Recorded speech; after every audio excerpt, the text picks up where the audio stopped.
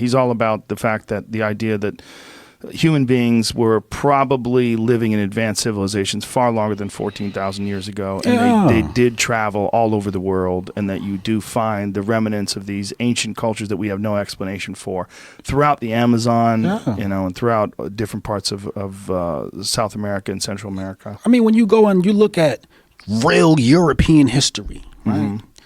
You had the Magyars would believe that if they took a bath, it was bad. Right. They didn't even want to change their clothes. They thought that dirty was purity.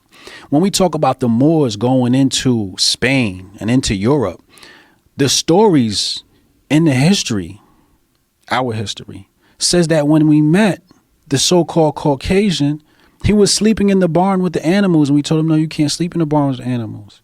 We taught them etiquette. We taught them running water. We brought that technology to Europe.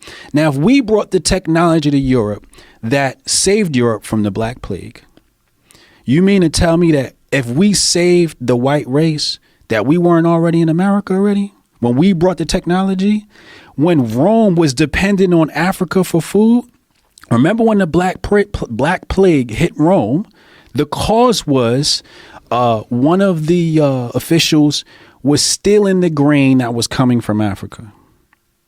So there was famine, hit Rome.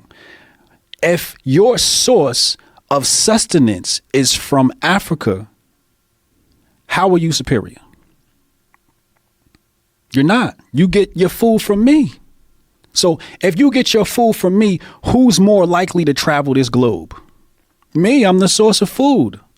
And that's the first thing you need to survive on this planet. So if your whole civilization is dependent on me to supply food, I made it to America first. It's just that you won the war. You got to tell the story. Is that their only source of food? I mean, it's a source of food that Rome had, right?